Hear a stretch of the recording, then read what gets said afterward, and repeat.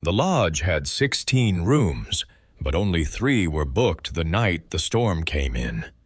Around 10:40 p.m., just as the snow really started to stick, I heard the side door buzz. I figured it was Len coming in for his shift, but when I checked the camera, there was someone else.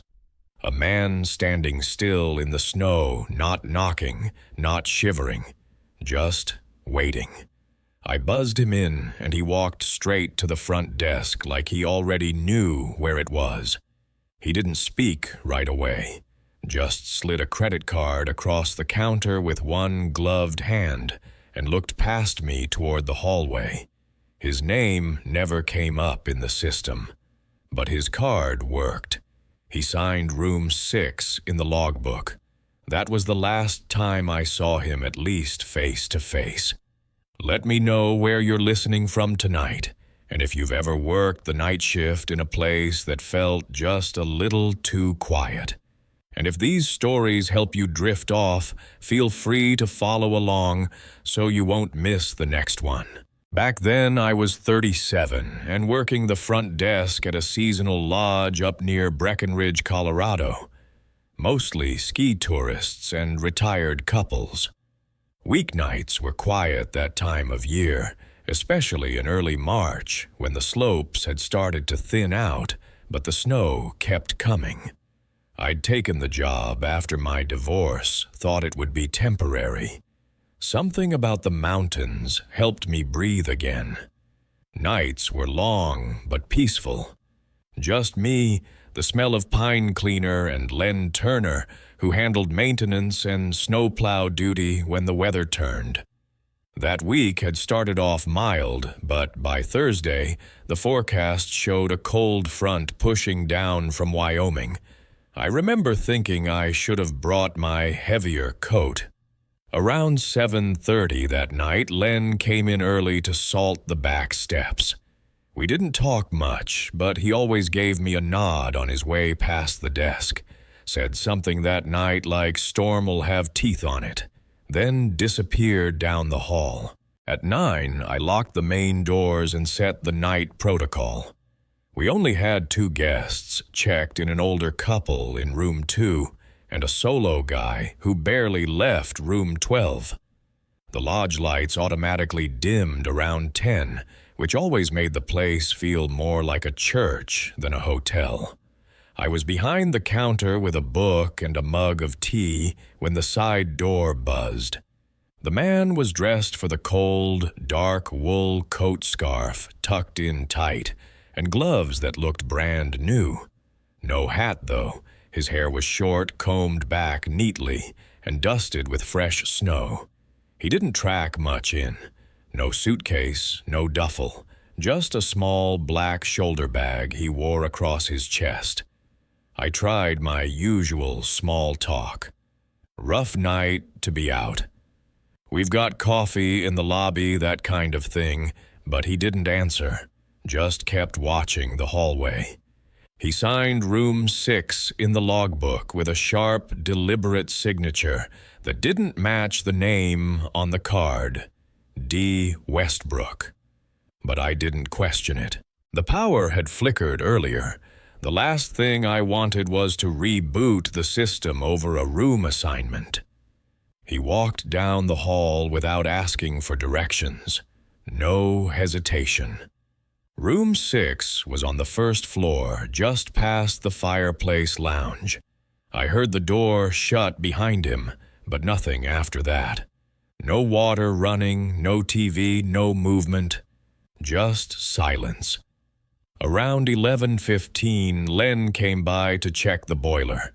I mentioned the late check-in, and he glanced at the logbook. "Thought you said room 6, he said, pointing. "That one's still dark." I told him I'd seen the guy go in. Len didn't argue, but he went to check the door anyway. I watched the monitor while he knocked.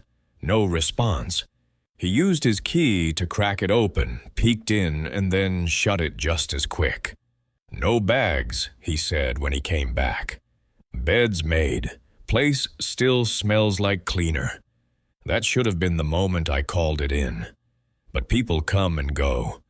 Some folks just need a place to sit, to regroup. Maybe he wasn't staying the night. That's what I told myself. The snow hit hard around midnight. Thick flakes, barely any wind, just this heavy, muffled fall that swallowed sound. I did my rounds at 12:30, checked the stairwells, peeked in the laundry room, and passed by room 6. The door was shut, no light under it. The other 2 rooms had "Do Not Disturb" signs hanging, so I didn't knock. The front lobby had gone completely still when I got back. I started sorting key cards for the weekend bookings. That's when I noticed something. The logbook, the page with the man's signature, was torn, just slightly along the bottom, as if someone had tried to pull it out and changed their mind. The ink was dry, but the name looked different in the light. It wasn't smudged, just faint. Too faint for the pen I'd seen him use. I flipped back a page, compared signatures. They all had weight pressure marks. This one didn't. It was like it had been printed, not written. Around 3:40 a.m., Len radioed in from the upper deck. Said he saw someone walking near the maintenance shed. Tall guy, dark coat, he said. You expecting anybody else? I wasn't. I checked the monitors, but the shed's camera had frozen. Just a static frame of snow. I told Len I'd meet him by the side entrance, grabbed my flashlight and jacket. When I stepped out, the snow was halfway up my shins. No wind, just that eerie silence that only comes when everything's buried. Len was already near the edge of the lot, shining his light toward the woods. No tracks, he muttered. Swear I saw him, just standing there. We circled the lot twice. Nothing. No footprints. No new tire marks.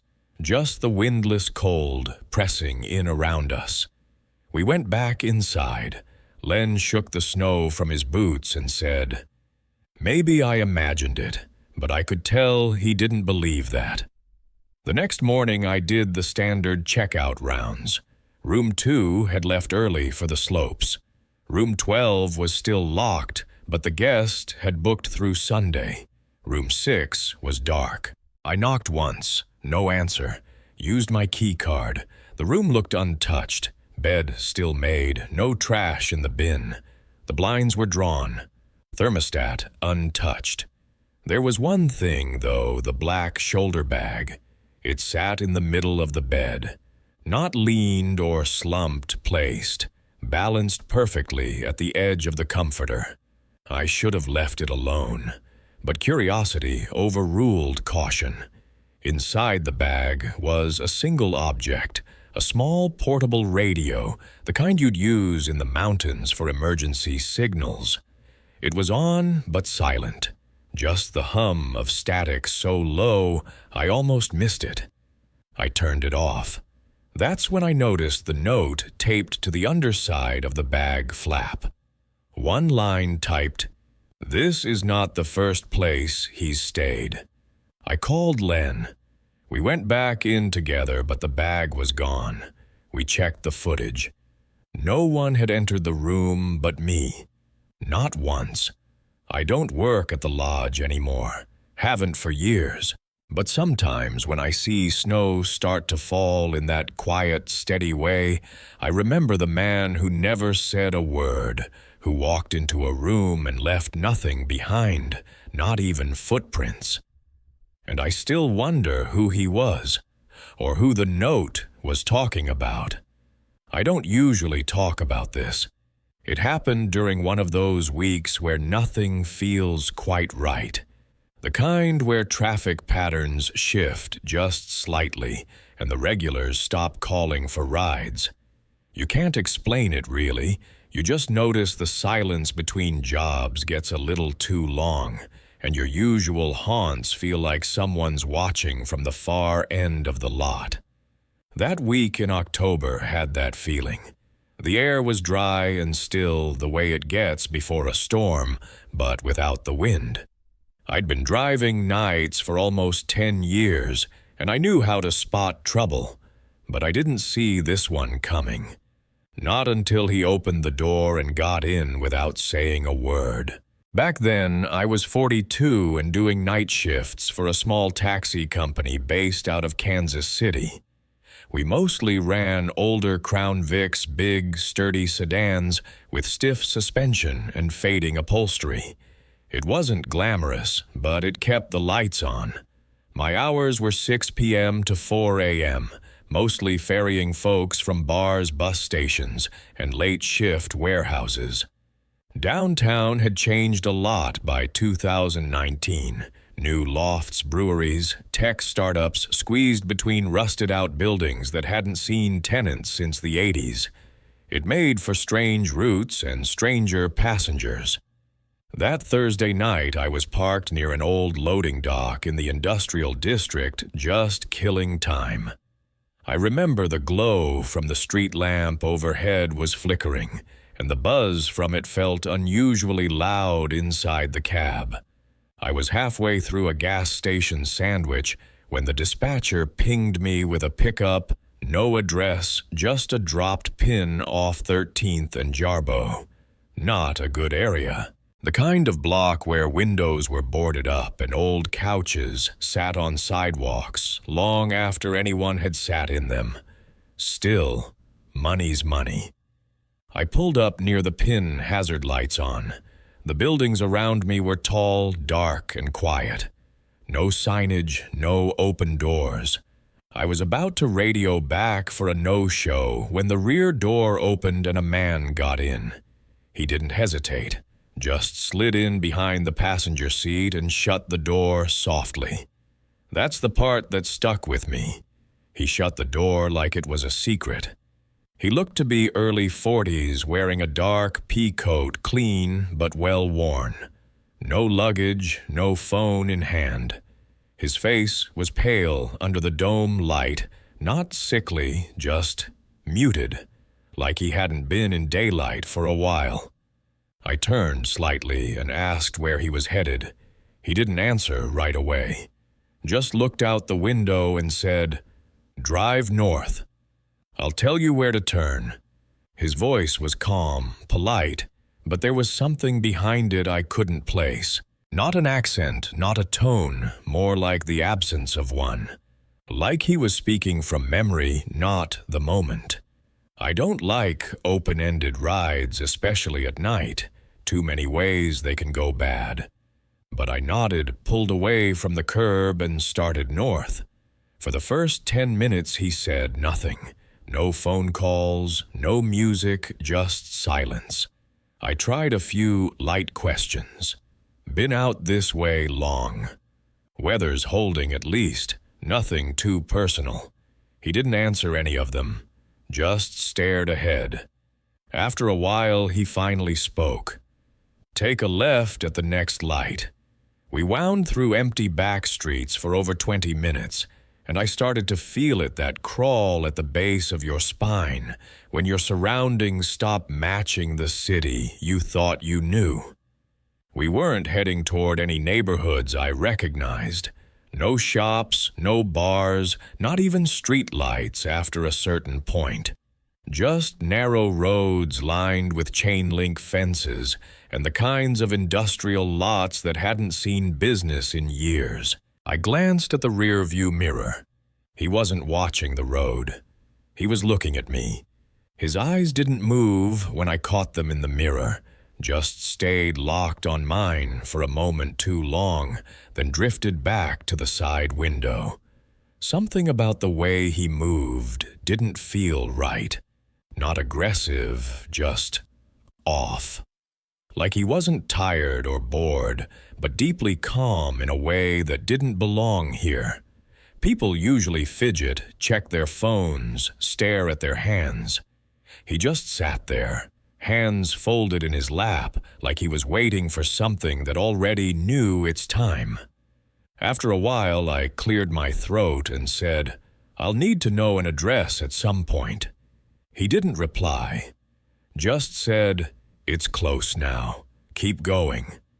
At that point, I'd already decided I was going to end the ride if he didn't give me something specific in the next few blocks. I slowed the car near an intersection with a flickering red light overhead and turned slightly in my seat. "Look, man," I said, "I need more than that. You called for a ride. I need a destination." That's when he said something I've never forgotten. "I didn't call you." I felt the back of my neck go cold. I looked at the screen on my dash, double-checked the ride details. He matched the pin. The name just said M. No last name. That's not unusual. People use one-letter names all the time. But his tone wasn't confused. It was certain. "I didn't call you," he said again. "But I needed to get here." I pulled over into a gas station that was barely lit, one of those all-night ones that only uses the pump lights after 10 p.m. The attendant inside was watching something on a tiny TV, not paying attention. I put the car in park and turned fully in my seat. "Sir, this is where the ride ends unless I get a real address." He didn't move, just looked at the station, then back at me. "I can walk from here," he said. "This place is close enough." I kept my eyes on him as he stepped out of the car. He didn't slam the door or thank me, just stood there under the pump light, watching the station. I watched him walk slowly toward the side of the building, not toward the door, but around the corner toward the dumpsters. Then he was gone. I waited a minute, then two, finally got out and walked toward the station. The clerk looked up and gave me a nod. "Your buddy left already?" he asked. I blinked. "You saw him, yeah," he said. "He came through here earlier. Around 10. Just stood by the drinks for a while, then left without buying anything." That didn't make sense.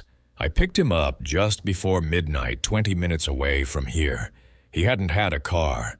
He didn't seem like he was trying to return somewhere. The clerk shrugged and went back to his TV. I walked around the station, checked the lot, even looked down the alley. Nothing. No sign of him, just a faint burnt smell like overheated wiring. Back in the cab, I logged the ride manually. The system had auto-closed it 5 minutes before I stopped the car. No fare registered. The drop-off location had disappeared from my screen, just a blank map and a frozen cursor. I called dispatch, told them the app had glitched again. They told me to reboot and keep moving. I don't remember much about the rest of that night.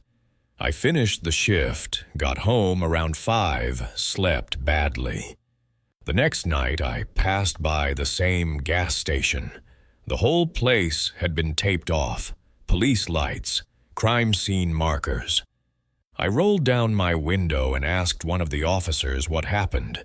He didn't give details, just said there'd been an incident, possible homicide. No suspects, no witnesses. I didn't tell him about the man in the pea coat. I'm still not sure what I would have said. Sometimes on quiet nights I'll get a ping in that same district. Just a dropped pin. No name, no address. I never accept it. And when I see someone in a long coat walking alone on those back streets, I keep driving. Because whoever that man was, I don't think he ever really needed a ride. He just needed someone to bring him back. I grew up about 40 minutes outside Wichita in a town where the gas station doubled as the grocery store, and the summer highlight was watching thunderstorms roll over the plains. The fall of 2007 was my last year of high school, and like most kids out there, I was already counting the days until I could leave.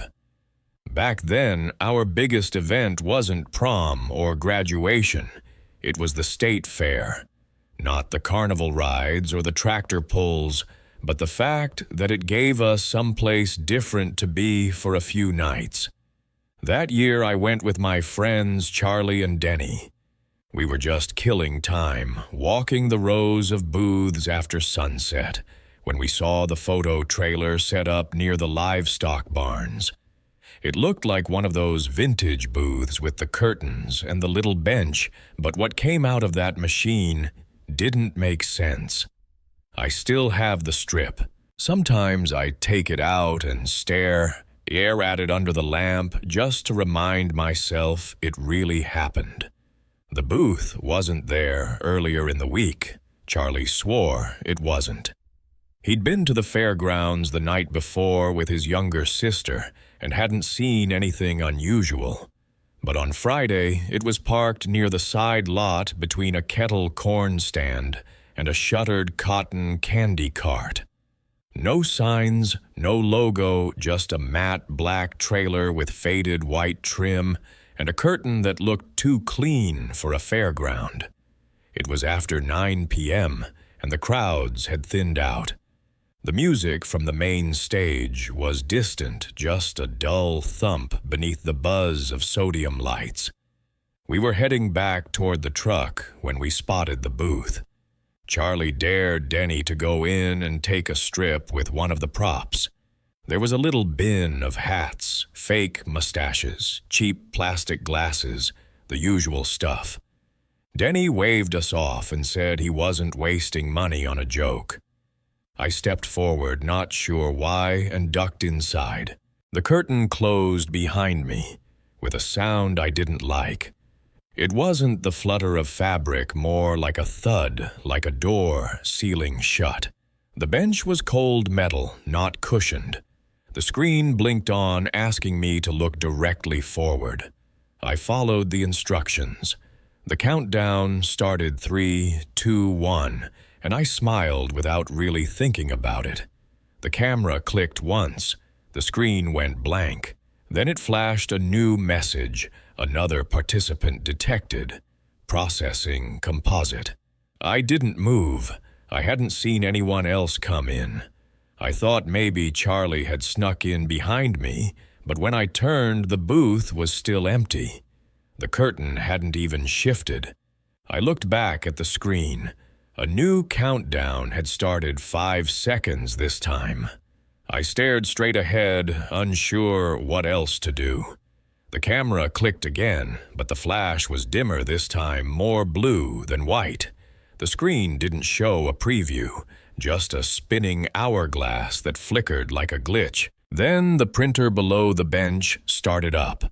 The strip that slid out looked normal at first. 4 frames, same vertical layout, glossy, black and white. I appeared in each shot seated in the same position, but next to me in every frame was a girl. She had long dark hair and wore a pale dress with a high collar, something that looked like it belonged in a school photo from decades ago. Her face wasn't turned toward the camera. In each shot, she was slightly angled, as if caught mid-turn. The lighting on her didn't match mine. It was softer, grainier, like an old photo scanned and layered into the strip. I stepped out of the booth with the strip in hand. Charlie looked at it and said, "Who's she?" I told him I didn't know, that no one else had been inside. Denny laughed at first, said it was a prank, maybe the booth used AI or something, but this was 2007. Those things weren't common, especially not in fairground trailers. We stood there for a minute, just looking at the photo. Then Charlie pointed out something none of us had noticed. In the 3rd frame, her hand was on my shoulder. Not resting, gripping. You could see the indent of her fingers in my jacket. I wasn't reacting to it in the photo. My expression hadn't changed. It was like I hadn't felt it. That's when we decided to go back inside. All 3 of us tried to squeeze into the booth, but it didn't respond. The screen stayed black. The printer was quiet. No light came from inside, even though the power cord was clearly plugged into a generator nearby. We looked for someone to ask, a worker, a vendor, Anyone who might know who operated the trailer. Nobody had seen it arrive. One guy at the lemonade stand said he thought it belonged to the company that did wedding rentals, but couldn't name it. The fair organizers were already half-packed, and when we asked the security guy at the parking lot entrance, he said they didn't license anything in that section. He hadn't seen a trailer like that before. Charlie said we should keep the strip. He folded it in half and tucked it in his wallet. Denny kept saying it had to be a joke, but he didn't sound sure. I drove us home that night, all three of us, quiet for most of the ride. The next morning, Charlie called me. He sounded off, not panicked, just shaken. Said he'd woken up and the strip was gone. Thought maybe he'd dropped it. But when he checked his wallet, something else was there instead. A different photo strip. Same booth style, same layout. But this time, it was just the girl. 4 frames. In each, she was looking a little more toward the camera. In the last frame, she was smiling. Charlie brought the strip over to my house.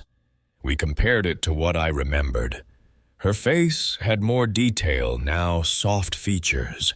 Eyes too wide for the frame, and a shadow behind her that didn't seem to match her posture. The lighting was still off, still that grainy quality like it had been taken decades ago. We tried to go back to the fairgrounds, but by Sunday afternoon the trailer was gone. The spot it had been parked in was empty, just tire marks in the dust. We asked around again, but got nothing. No vendor name, no rental paperwork. It was like it had never been there. Monday at school, Denny didn't show up. His mom said he'd stayed home sick. By Tuesday, we found out he hadn't gone to bed the night before. His car was still in the driveway.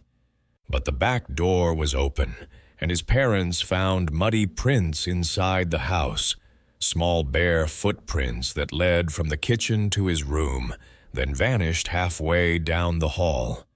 The police said he probably ran off. No signs of forced entry, no broken locks.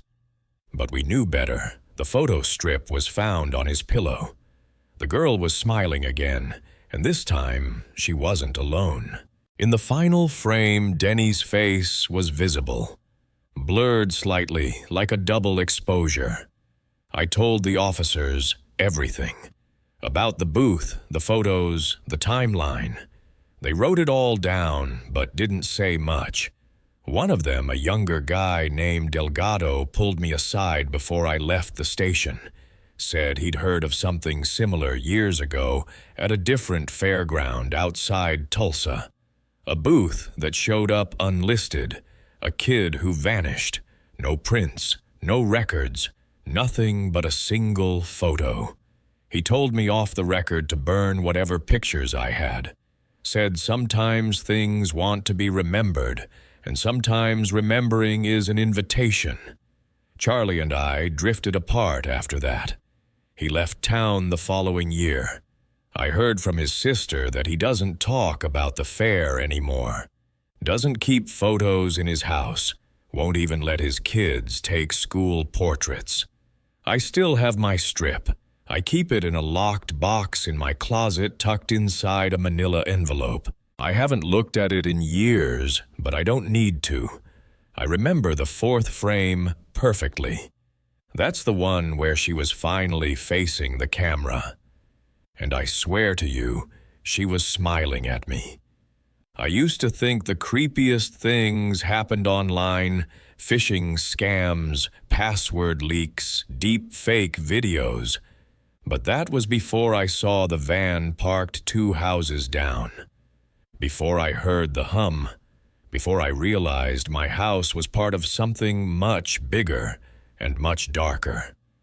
I'm Mark Hollis. I was 42 when it happened, living in a quiet corner of Sacramento with my wife and our dog Waffles.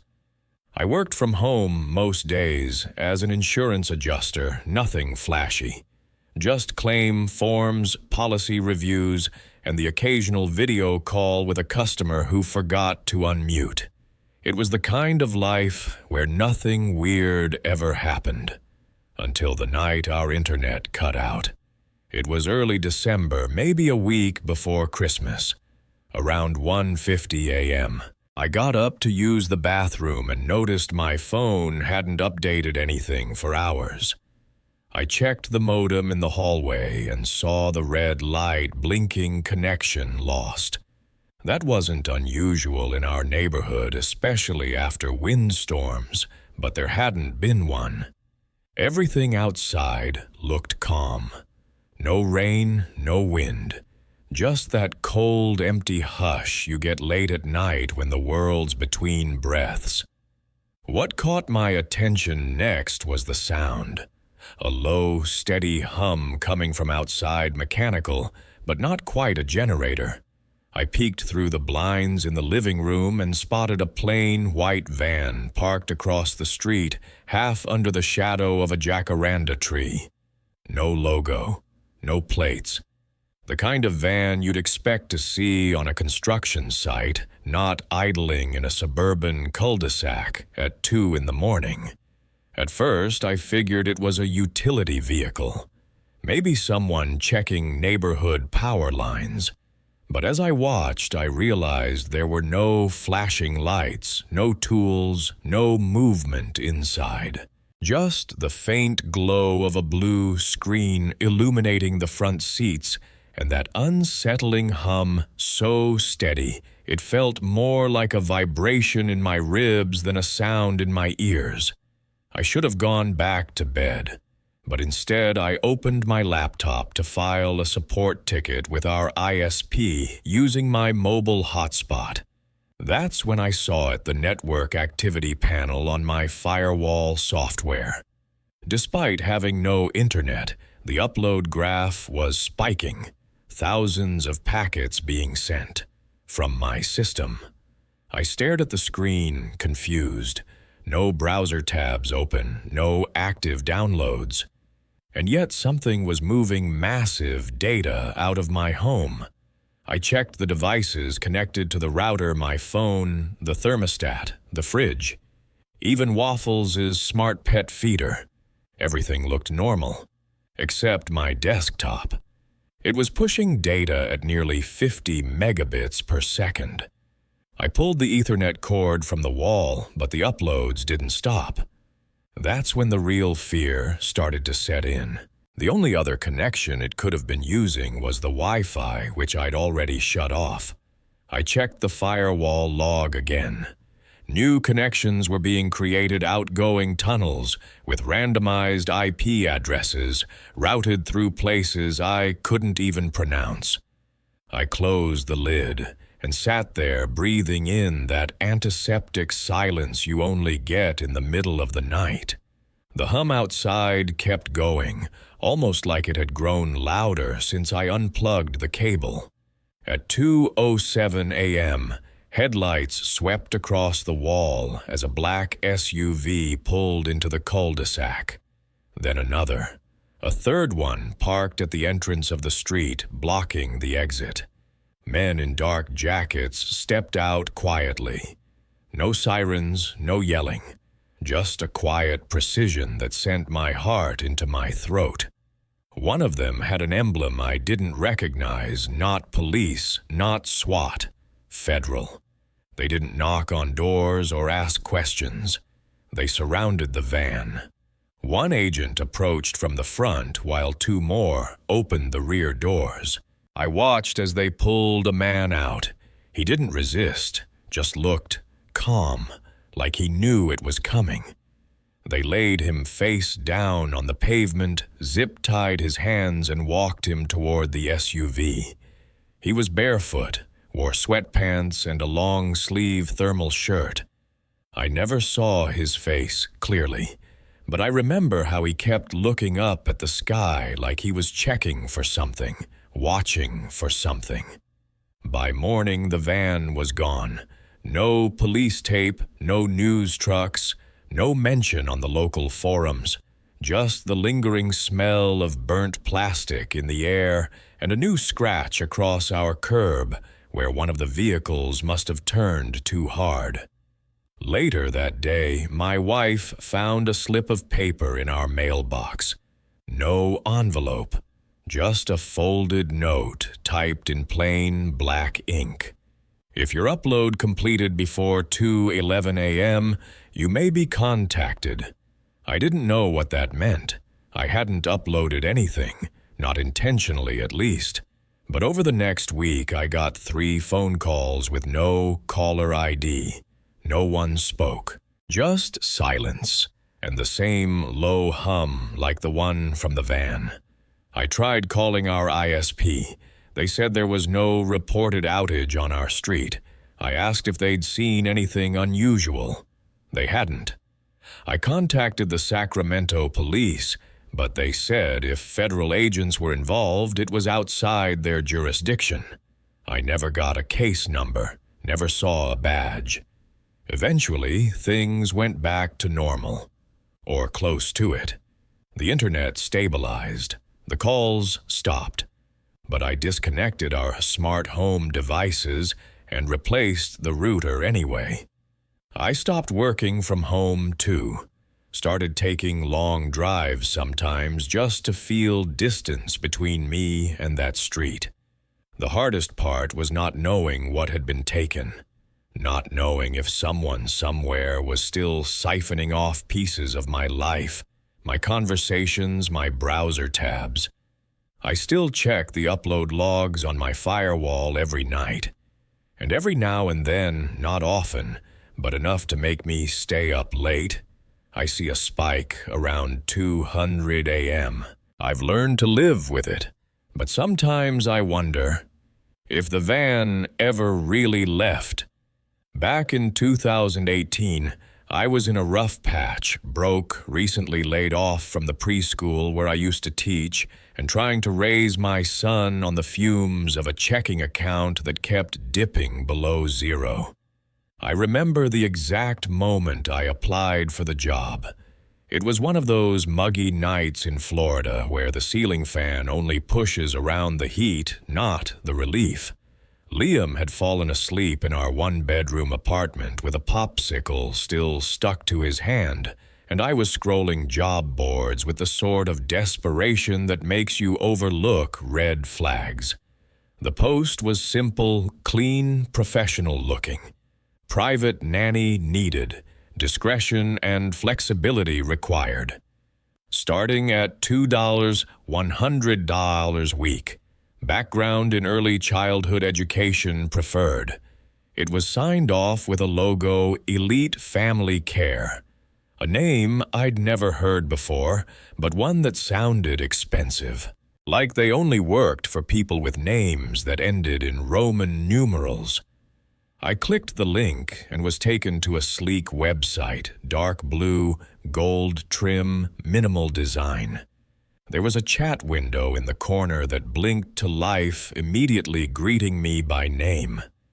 That should have stopped me right there, but I was too focused on the number $2, $100 a week. I'd never made that kind of money in my life. The application process felt more like a personality test than a resume builder.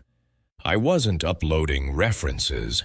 I was being asked strange scenario questions. If a child resists bath time in a new home, what behavioral framework would you apply? Or what techniques do you find most effective in situations of disassociation? I answered the best I could, assuming they wanted candidates with therapeutic experience. Then came the training modules. They emailed me a download link with a password saying it was required before any interviews could be scheduled. The file opened like a digital binder, video clips, slideshows, even simulated chat logs. There were topics on child response cycles, rapport building under non-standard conditions, and compliance structuring. What stuck with me most was how clinical it all felt. The children in the examples weren't called children. They were subjects. The videos were animated voiceover only, but the tone was cold, almost like a lab manual. I watched one module where a nanny walked into a staged playroom and pretended to comfort a crying child. The voiceover said, "Subject has demonstrated a resistance response.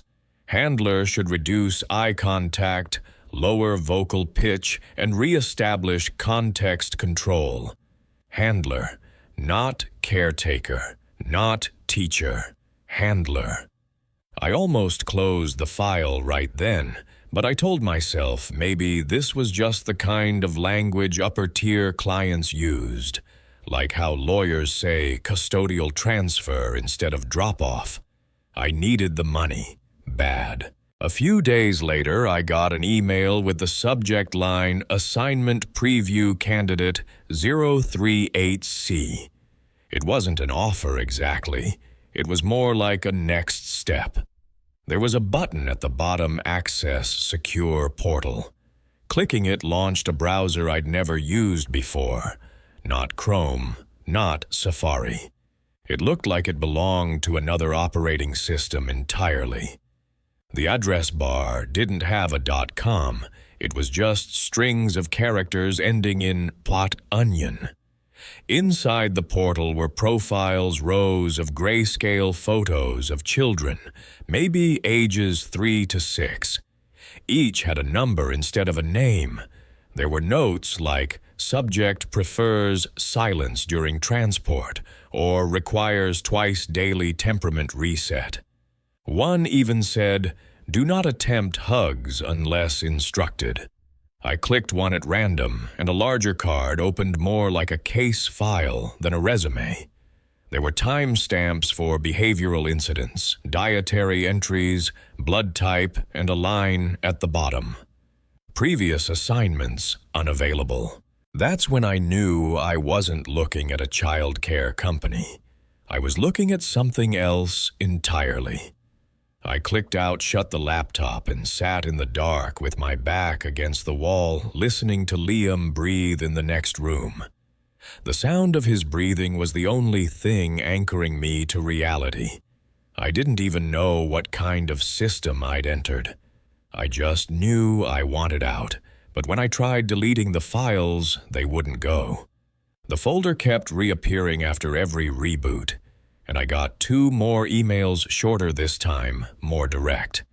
The first said, "Your screening metrics show promise. The second, silence is an agreement. We look forward to your acceptance." I didn't reply. I didn't touch the laptop again. I took Liam to stay with my sister in Pensacola, left the laptop in the motel dumpster, and filed a police report. In the most general terms I could manage. Fraudulent recruitment, suspicious, online training. They nodded politely, took my statement, and probably tossed it in the bin with 100 others. I never saw the name Elite Family Care again. Not on job boards, not in forums. It disappeared like smoke. But some nights I still think about that portal. How easy it was to click. How many others probably did. Now I work at a school again. Not for the money, but for the sanity. For the daylight. But I haven't used a job board since. I won't. And I never ever open recruitment emails from companies I don't recognize. Because sometimes they're not offering you a job. They're offering you a role in something no one ever escapes. I don't usually talk about this. It's one of those stories that sounds like someone misremembering a dream or exaggerating a brush with identity theft. But it wasn't that. It was something worse, something deeper, like they peeled my name off me and made something else wear it. It started with the messages, nothing too strange at first. Just a handful of emails in my school inbox from unfamiliar men with oddly specific greetings. Things like, "Hey, it's me, ArtMuse79. You okay after last night?" Or, "Did you really mean what you said about missing the Arizona sunsets?" I thought they were phishing attempts at first. Then one of them attached a photo, a selfie of me sitting in my old dorm room senior year. A picture I never posted anywhere. One I only ever sent to one person, and that was over a decade ago. I'd been teaching middle school art in Lincoln for 6 years at that point. Quiet life, nothing fancy. My sister Lena lived across town, and we met for coffee most weekends. I'd scrubbed most of my digital history years earlier, deactivated old accounts, deleted high school blogs, made peace with a kind of online invisibility that felt safe. But this wasn't just resurfaced photos. The messages kept coming from different names and email addresses, always with a tone like we had a deep, ongoing relationship. Some of them referenced private things, very private. Phrases I recognized from journals I kept online, behind passwords. Jokes I made to friends on long-gone platforms. The kind of digital dust you think has long since blown away. I tried reverse searching the email headers. Most bounced from encrypted servers or foreign domains, but one linked to a dating profile. I clicked the link and my stomach just dropped. There I was, my face, my name, even my hometown. But not me. The photos were all flattering ones, some that looked professionally touched up, others that I'd never seen before. There was a bio written in a breathy, casual tone that felt like someone trying to sound just enough like me to pass, but not enough to be boring. It was like reading a version of myself written by someone who'd watched from a distance. I scrolled frozen down past favorite quotes that I remembered saying in college and into chat threads with usernames I didn't recognize. The account had been active for over a year. I took screenshots, printed everything, and drove straight to Lena's. She worked in data analysis and had helped me with tech stuff before. I remember sitting on her couch while she clicked through. Page after page, her face going paler with every new tab. Whoever built the profile had scraped everything, deleted blogs, forum posts from 2008, defunct art portfolios, even my senior thesis title. All of it stitched together like a paper doll with just enough glue to hold. It took hours, but Lena finally traced the main hosting domain back to a dark web server, a shell site that ran an entertainment network filled with scam dating profiles. Most of them were cobbled together from women who didn't seem to know they were being used. She found at least 4 other accounts using variations of my photos, each under different names. But the one with my real name, that was the most active, the most intimate. I reported the site. I filed every possible takedown form. Most were ignored. A few were bounced back with polite refusals, citing hosting jurisdictions. I couldn't begin to understand. I got a call from my principal after a parent flagged an image online that looked too familiar. I explained the situation as best I could. Luckily, she believed me, or at least believed enough of it to move on. I changed my email. I changed every password. I stopped using social media entirely. For a few weeks it worked. Then the postcard arrived.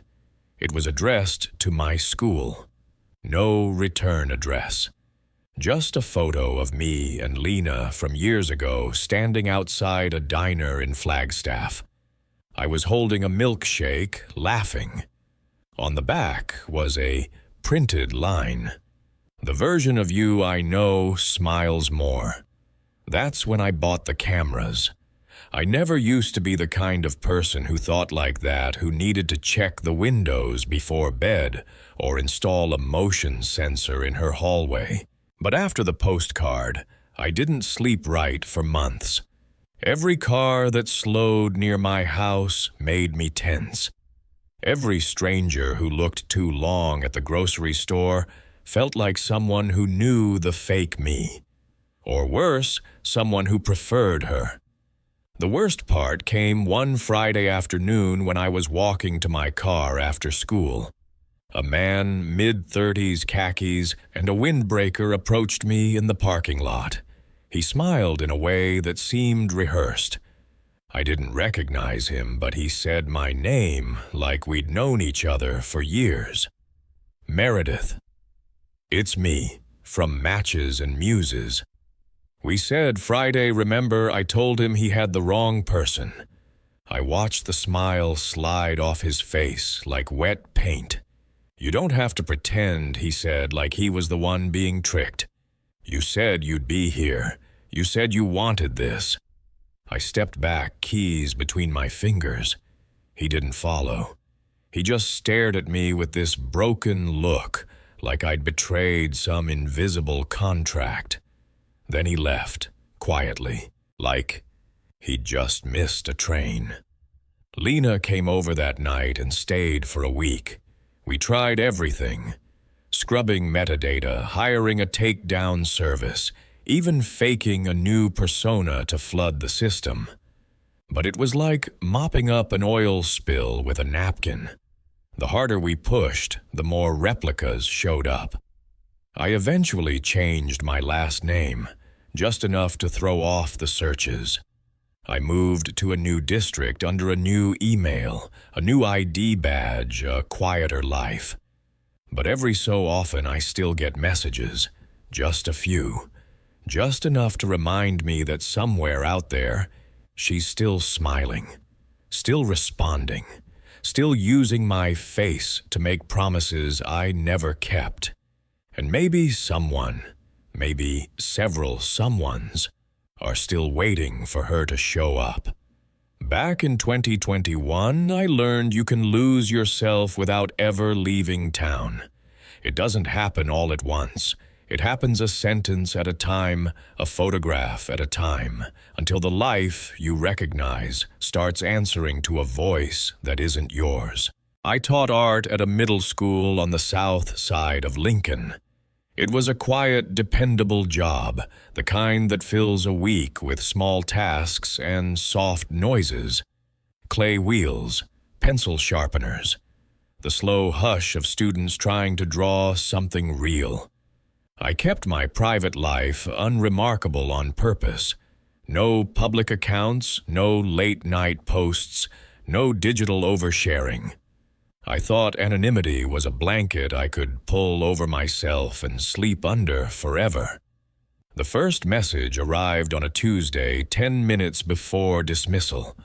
It was short and familiar, in a way that made my stomach turn. How are you holding up after that conversation last night? I'm still thinking about your story. There was no signature. It came to my work email, which isn't hard to guess, but the tone was wrong. It read like a continuation of something intimate.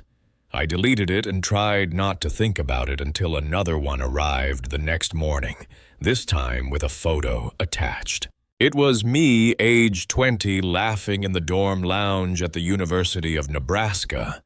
The picture was angled from the side, catching my profile the way old cameras sometimes do when no one is posing. I never posted that shot anywhere.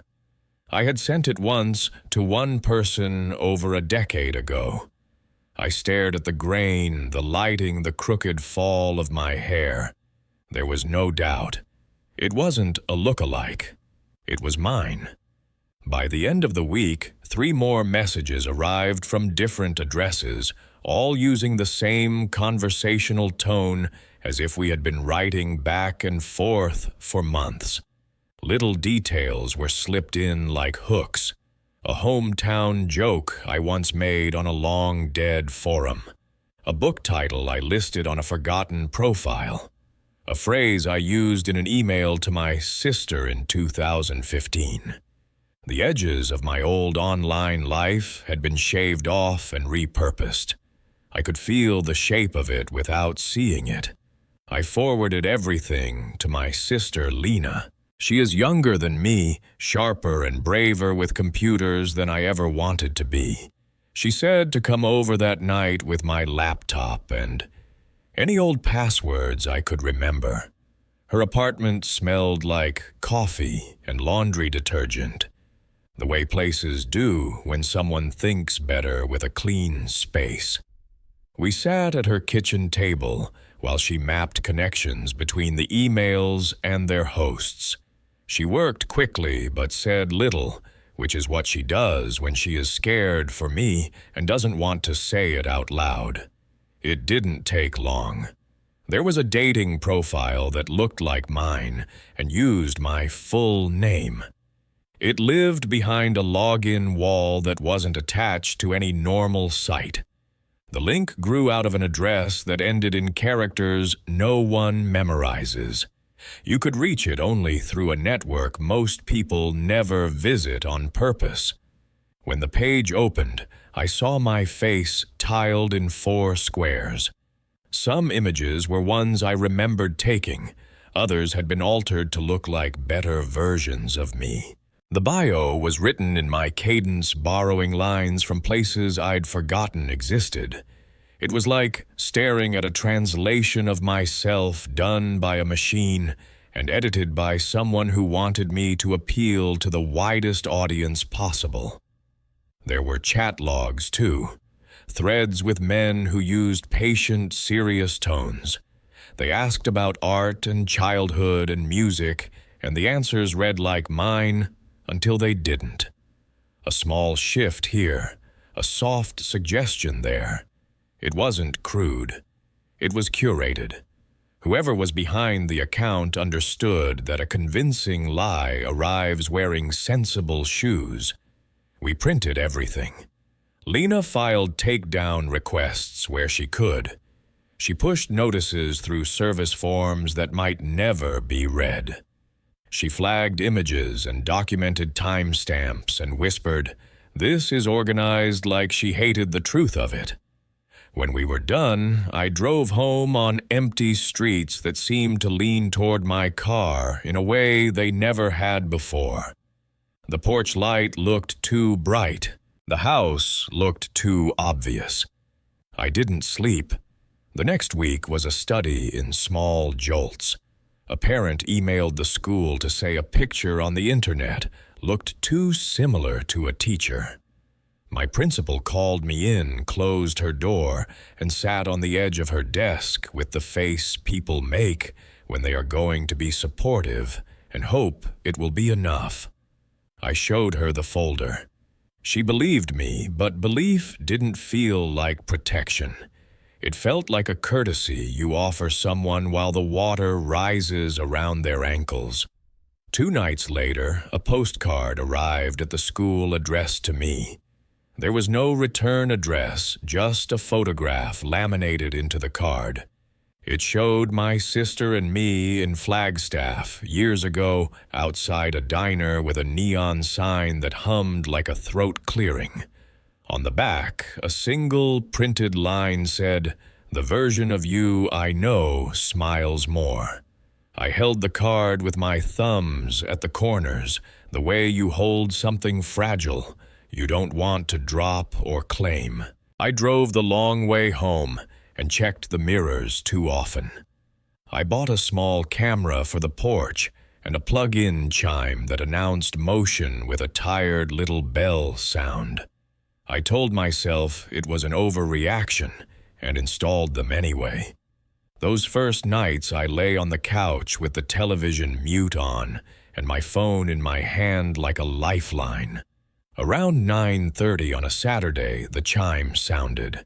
I looked at the live view and saw headlights idling at the curb. The vehicle wasn't a delivery truck or a friend's car. It was a dull silver SUV with out-of-state plates. The engine stayed on. The driver's silhouette leaned toward a phone, backlit by a screen. He didn't get out. He didn't honk. He just waited as if I had promised to meet him. The porch light felt too small to reach the street. I stood behind the curtain with the house dark and my breath as shallow as I could make it. After 10 minutes, he drove away without signaling. The bell chimed once more as the sensor picked up his tail lights leaving the frame. I watched the street until it felt ridiculous. On Monday, I filed a report. The officer at the desk nodded and typed and said my description would be attached to the incident number. When I mentioned the other messages and the strange profile, he looked sympathetic in a way that suggested he had more pressing problems to attend to. He said something about fraud being hard to prosecute across jurisdictions and handed me a pamphlet about online safety that felt like a souvenir from the obvious. Lena came over and set up alerts that would tell us if my name appeared in certain corners of the internet. She created a burner account to watch the profile without interacting. It stayed active. I stopped checking it. Every time I looked, I felt like I was offering it something attention, energy, a little bit of breath. I wanted to starve it of me. For a few weeks, things quieted. The messages slowed and then stopped. I told myself the worst had passed. I went back to letting the sink fill while I graded sketchbooks at the counter. I took a walk after dinner and let the sky do its best blue impression before winter arrived. I remember thinking that relief can sometimes feel like a trap door closing under a different person. Then an envelope arrived at my house with no stamp. It had been slid under the door. Inside was a single sheet of paper with 4 small photos printed in a grid. They were all of me, but not photographs I had taken. In one, I was reading on the couch with my feet tucked under a blanket. In another, I was washing a mug with my hair pulled into a careless knot. The third was a tight angle of my front steps at dusk, the frame crooked as if taken from a pocket. The fourth showed the reflection of my living room window at night. If you looked closely, you could see a faint shape near the street, more suggestion than person. The caption beneath the grid said, "You look lonelier here." I changed the locks and the number on my mailbox. I asked a friend to help me move to a smaller place across town, the kind of apartment that faces inward to a shared courtyard. I requested a new employee email and updated the district with a hyphenated version of my name that used my middle name first. It wasn't a disguise, it was a narrowing, a way to give the world less surface area to grab. Some parts of my life got smaller and better. I learned the names of my neighbors. I planted a flat of herbs in a long window box and changed the soil when it looked tired. I kept a small external drive in a desk drawer with every screenshot, every printout, every document I thought I might need again if anyone ever asked me to prove that I had once been taken apart and rearranged. I still receive the occasional message on an address I don't use. It always slips through some filter and lands like a moth on my screen. The contents are never dramatic, a line about a favorite song, a question I understand too well, a memory I never shared. The tone is gentle, like someone tapping the glass of a fish tank to see if anything moves. I rarely reply. When I do, I write only one sentence. That isn't me. Sometimes I believe the sentence and sometimes I don't, because somewhere behind a login I no longer visit, there is a version of me that wakes whenever a stranger needs her. She remembers the right details, laughs in the right places, and says yes when the conversation turns toward meeting. She never forgets anyone's story. She is always available. She does not sleep.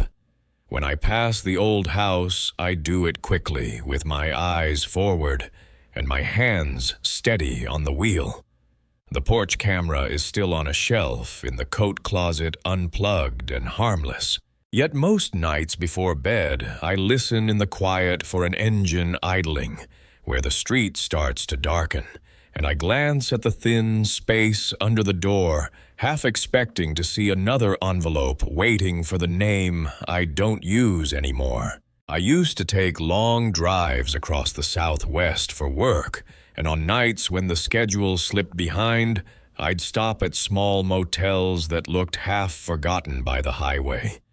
One of them, just outside Gallup, is a place I've never spoken about until now. It was the middle of October, and I remember the air being cold enough that you could see your breath if you lingered outside too long. I'd been pushing through desert miles all day and wanted nothing more than a hot shower and a flat mattress. The motel I spotted had a faded sign that buzzed when the wind blew, and the parking lot was mostly empty except for 2 trucks pulled close to the building. It wasn't the kind of place you planned to stay, just one you chose when the alternative was driving through exhaustion.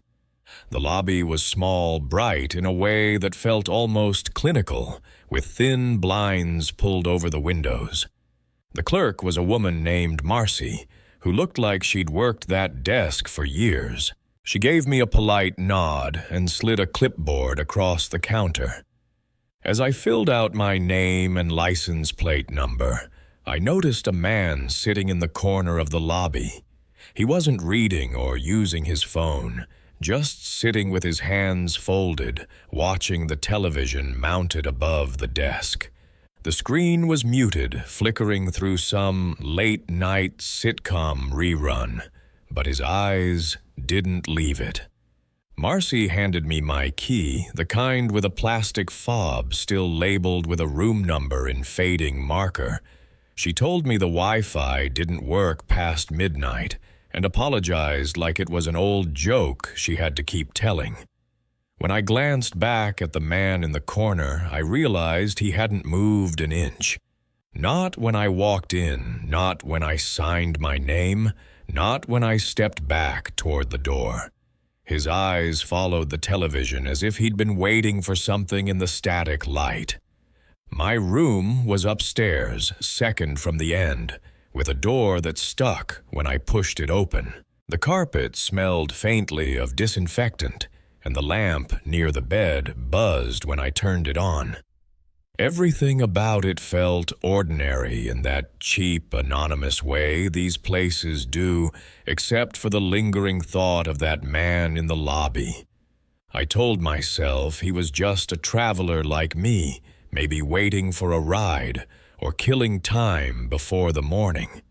But it was strange, the stillness of him, the way he seemed planted in that chair like part of the furniture. After a shower, I sat on the edge of the bed, scrolling through my phone. Around midnight, I thought I heard a soft knock at my door. It was faint enough that I wondered if it was just pipes or the wind rattling something outside. I listened for a moment, holding my breath, but nothing followed. I tried to laugh it off, thinking maybe fatigue was catching up to me. At 12:17, I heard it again. This time it was 2 knocks, deliberate and spaced apart, like someone testing if I was awake. I froze, waiting. No voice followed, no footsteps retreating down the walkway. Just silence and the faint hum of the buzzing lamp. I told myself not to answer, not in a place like that. Instead, I stayed perfectly still until the sound faded into memory. When I finally worked up the nerve to look outside, the walkway was empty, washed in a pale glow from a single overhead bulb. The lot looked deserted except for the same 2 trucks. I didn't see anyone moving, but the air felt charged the way it does when you know someone's been near. I closed the curtains tight and left the television on for background noise. Sometime past 1, I drifted into a restless half-sleep and dreamed I was back in the lobby, standing behind that man's chair. In the dream, the television screen wasn't showing a sitcom anymore. It was showing me sitting on the bed in that very room, unaware of being watched. I woke with my heart racing and the taste of metal in my mouth. By 3, I couldn't take the unease anymore and decided to leave. I packed my bag in silence, checked the walkway again, and stepped out into the cold night. The office lights were still on when I walked past, so I thought I'd at least hand back the key. Marcy was gone. The counter was empty, and the television above it was still on, flickering through late-night commercials. The man in the corner was still there. This time, though, he was looking at me. His head had turned just enough that his eyes met mine, and in that moment, I felt something I can't describe, like he'd been waiting for me to leave the room, waiting for me to cross his line of sight. I put the key on the counter, trying not to break eye contact, but unable to stop glancing back toward him. He didn't speak, didn't blink, didn't move, except for that slight tilt of his head. I walked out the door with every hair on my body raised. When I reached the lot, the 2 trucks were gone, though I hadn't heard engines start or tires on gravel. The highway was empty in both directions, not a set of headlights in sight. I got in my car and drove until the sky started to pale at the horizon. I never saw the man leave the lobby, but I've never forgotten the exact way he looked at me, like he was filing something away for later. That was the last time I ever stayed in one of those roadside motels without a second thought.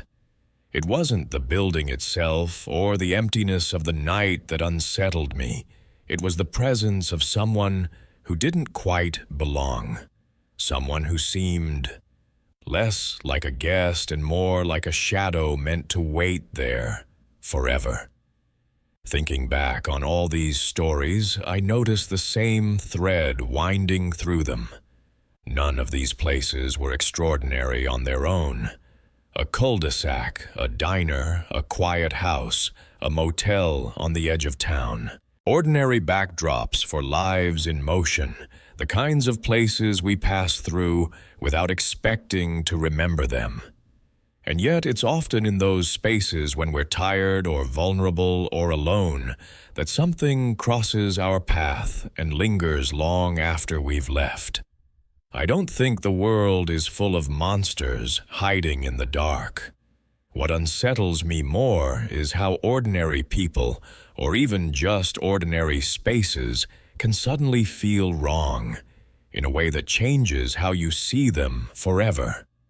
Thank you for staying with me through the night, all the way to the end. If you'd like to hear more stories told in this quiet way, please consider subscribing and sharing these nights with someone else who listens in the dark.